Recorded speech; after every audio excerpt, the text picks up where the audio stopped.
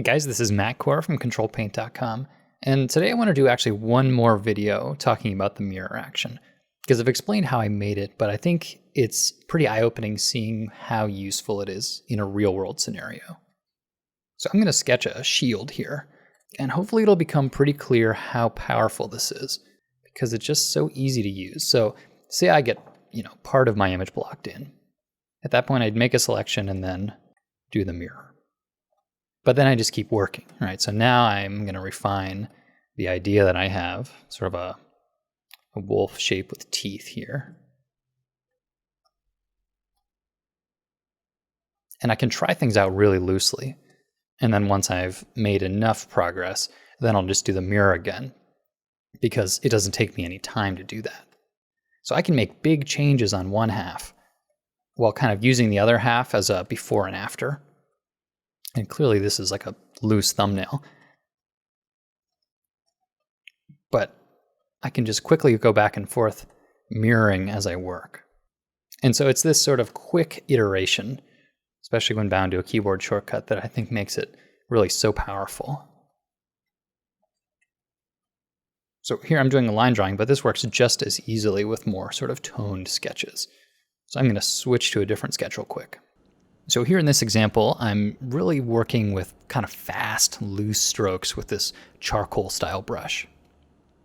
And when you're designing, being able to be sort of fluid and aggressive is really important. It's just sort of stream of consciousness. And what's really nice about this mirror action is that it's just one hotkey. So here I can work on one half, make my selection, and then I've got a copy, and I didn't have to open up any menus or anything. And this might seem inconsequential at first, but when you really start kind of getting in the groove of drawing and you're making design decisions, then it becomes evident how important this is. Because I'm not really thinking about it. I'm thinking about design choices, not how is the software working. I don't have to stop to change tools or to open a menu. It's just like a quick flick of the wrist, and then I've checked if my design is working. So here I used it just for the line art layer. Sometimes that's nice. You don't have to mirror the entire image you're working on. You can just do a single element of it. So here I'm leaving that back plate as a single layer, and I'm just sort of independently working on this line art layer and then on the tone underneath.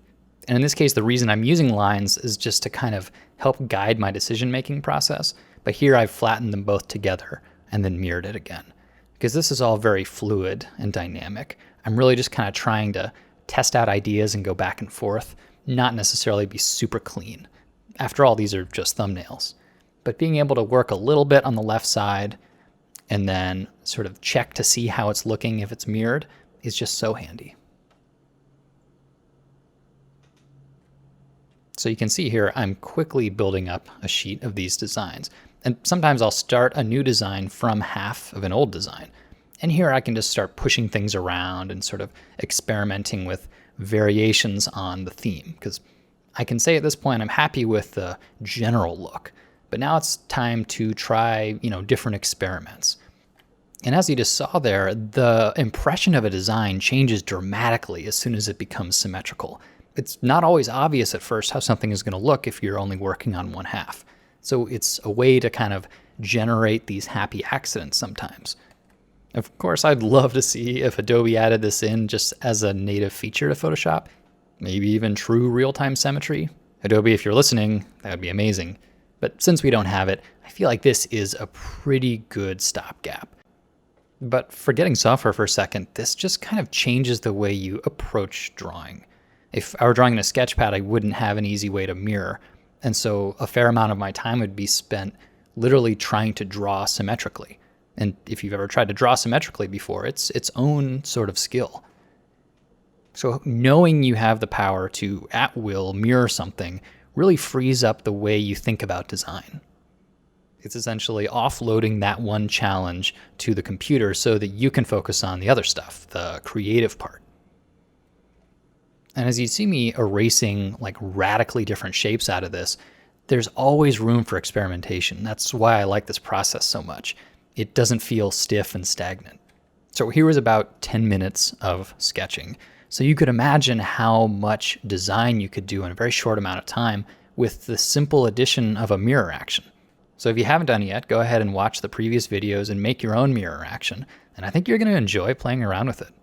Thanks for coming to the site, guys.